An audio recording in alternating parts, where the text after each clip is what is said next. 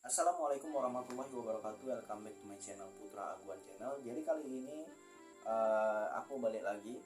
Pembahasan kali ini tentang Melayu lagi. Kalau sebelumnya kita udah membahas tentang sifat dan karakter orang Melayu di video sebelumnya, kalian bisa lihat di video aku di channel ini. Kali ini kita akan membahas tentang karya-karya hebat dari dunia Melayu. Kita ketahui bersama bahwa orang Melayu itu adalah orang-orang yang mempunyai peradaban dan tutur bahasa tradisi resam yang sangat tinggi. Ada berbagai karya-karya prosa hebat yang membuktikan bahwa orang Melayu ini adalah bangsa yang besar. Banyak anak-anak muda sekarang yang dia mengaku Melayu tetapi dia tidak paham dan tidak mengenal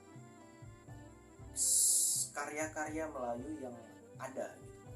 Bahkan mereka ketika ditanya salah satu dari karya-karya itu yang pernah masyhur, yang pernah hebat, yang membuktikan bahwa Melayu itu hebat, mereka tidak tahu. Jadi dalam video ini aku ingin menjelaskan beberapa karya-karya hebat dari dunia Melayu. Kira-kira di sini ada 12 atau 13 poin yang ada dalam catatan aku untuk kita pelajari dan kita ketahui bersama. Oke, langsung aja. Yang pertama ada Bustanul Al-Katibin. Jadi Bustanul Al-Katibin ini selesai pada 15 September 1850, dikarang oleh Raja Ali Haji, yang beliau juga mengarang Gurindam 12 yang sangat familiar. Jadi Bustanul Al-Katibin ini juga diciptakan oleh beliau. Fokus perkara penting dalam Bustanul Al-Katibin ini adalah bahasa Melayu itu sendiri.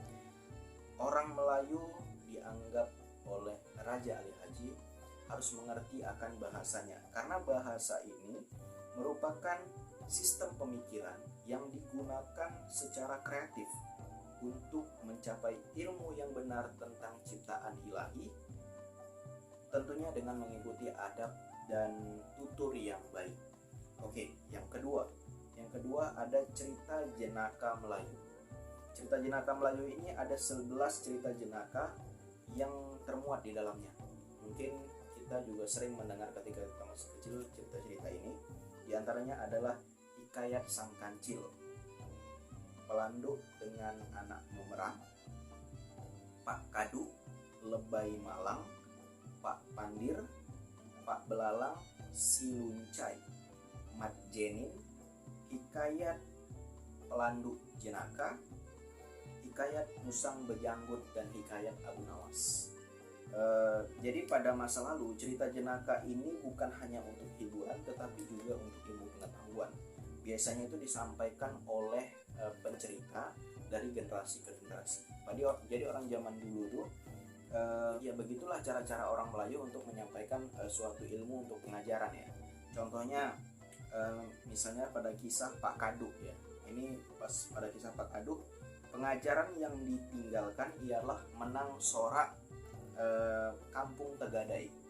Menang sorak kampung Tegadai. Di sini kita bisa lihat bagaimana orang kecil, orang kampung jadi yang tidak punya pilihan ketika berhadapan dengan para penguasa. Jadi pada saat itu orang-orang yang tidak punya kekuasaan itu dipaksa untuk menyerahkan hak dan asetnya kepada penguasa. Jadi pada cerita ini kita juga bisa mengambil iktibar tentang kebijaksanaan rakyat juga di dalamnya. Oke, yang ketiga ada cerita Lipur Lara. Pada cerita Lipur Lara ini ada 5 buah kisah yang termuat. Jadi pada tahun 1880-an itu cerita Lipur Lara ini itu dituturkan biasanya ya, dituturkan dengan tujuan mendalami orang-orang Melayu itu sendiri. Cerita ini dipersembahkan biasanya itu menggunakan gesekan rebab dan ketukan belanga atau batil. Cerita ini juga sangat masyhur, cerita Lipur Lara ini, sampai akhir abad ke-20. Oke, ini udah sampai yang ketiga. Lanjut. Sorry ya kalau aku agak baca karena ini tadi baru buat juga, jadi aku nggak hafal nih. Maklum aja lah kalau aku agak baca. Yang keempat ada Hikayat Abdullah. Jadi Hikayat Abdullah ini selesai dikarang pada 3 Mei 1843, kampung Melaka di Singapura. Pada zaman itu orang-orang Melayu mendapat tekanan politik, budaya, dan sosial dari Eropa yang sangat hebat. Jadi Abdullah ini dianggap sebagai pengkritik sosial pada zamannya tentunya, yang membawa wawasan baru agar orang Melayu itu merubah pikirannya, yang pikiran lamanya itu dianggap tidak progresif. Jadi hikayat ini juga mengisahkan pengalaman hidup dari si Abdullah, tokoh utamanya, ketika beliau berada di Melaka dan di Singapura. Oke, selanjutnya ada hikayat Aceh. Ini dihasilkan pada masa pemerintahan Sultan Iskandar Muda 1606 sampai 1636. Jadi pada saat itu Aceh adalah pusat peradaban Melayu Islam yang sangat besar. Tentunya selepas kejatuhan Melaka pada 1511, dalam hikayat ini kita bisa melihat kebesaran kerajaan Aceh, bagaimana hubungan diplomatiknya dengan dunia luar, terutama Turki dan Eropa, di negara-negara Asia juga, dan peperangan Aceh ketika berhadapan dengan Portugis dan Belanda. Jadi hikayat Aceh ini itu dibuat itu menggunakan Arab Melayu, Arab Gundul. Jadi ini membuktikan bahwa memang penulisan dan pemikiran Melayu pada saat itu sangat dominan ya, walaupun itu di wilayah Aceh. 6. Hikayat Hang Tuah. Nah, hikayat Hang Tuah ini kita pasti sangat familiar, sering mendengarkan. Jadi ini dikarang pada 1641 sampai 1736. Inilah satu-satunya karya Melayu yang menggambarkan cita-cita, kehebatan, dan sikap orang Melayu pada satu zaman. Hang Tuah ini mewakili keunggulan sifat-sifat bangga diri, keberanian, kepintaran, dan budi bahasa yang amat sangat tinggi. Sehingga dari hikayat ini dikenallah satu petatah petitih yang sangat legendaris, yang hingga saat ini dipakai oleh orang Melayu manapun, dan orang Melayu manapun juga pasti tahu petatah petitih ini. Melayu takkan Melayu hilang di bumi. Itu dari hikayat Hang Tuah, diambil ungkapan dari beliau ya, hikayat Hang Tuah, takkan Melayu hilang di bumi. Yang ketujuh adalah hikayat Indra Putra. Ini mungkin agak asing. Ini adanya pada abad 17 sampai 19 ya. Hikayat ini dibuat, genrenya itu adalah Lipur Lara. Pada saat itu sangat masyhur. Terbukti dengan hikayat ini dibuat dengan berbagai versi. Ada versi bahasa Acehnya, ada bahasa Jawa, Lombok, Bugis, Makassar, Kamboja, dan Mindanao, Filipina. Indra Putra ini digambarkan sebagai tokoh sufi yang suka menggembara dengan mencari kebenaran ilahi, namun diselingi juga dengan kisah percintaan beliau ya. Karya ini juga sangat banyak mengajarkan wawasan-wawasan hebat dalam bidang kepelayuan. Lalu yang kedelapan adalah hikayat Merong Mahawangsa. Ini juga agak asing, adanya di 1800-an hikayat ini, tentang asal-usul Raja Kedah dari mitos dan legenda. Di antaranya pemberontakan raja menentang Raja Bersiung, kisah Raja Buluh Betung, hubungan Kerajaan Kedah dengan Siam itu Thailand, proses Islam Raja-Raja Kedah, dan lain-lain. Lalu yang kesembilan ada hikayat Panji Jayeng Kesuma. Ini lebih ke Jawa hikayatnya, tetapi dibuat dalam bahasa Melayu. Kisah ini ditulis dalam bahasa Melayu ya. Unsur cerita utama hikayat ini adalah pengembaraan, peperangan, dan percintaan. Bahkan percintaan dalam hikayat ini melibatkan kisah pertunangan anak-anak raja dari kerajaan-kerajaan besar yang ada di Jawa, seperti Kuripan, Daha, Gegelang, Singasari, Majapahit, dan Lasem. Kalau kalian pengen baca, cari aja hikayat ini, mungkin kalau di Google atau di online shop pasti ada. Lalu yang ke-10 ada hikayat Raja-Raja Pasai.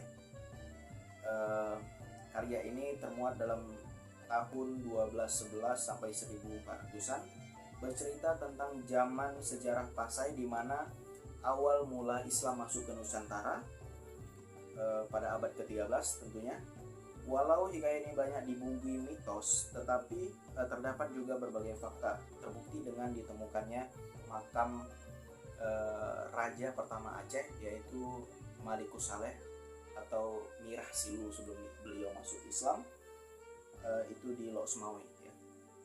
Hikayat ini juga bercerita tentang kebangkitan dan kejatuhan kerajaan Pasai yang bisa dijadikan iktibar pengajaran bagi generasi mendatang.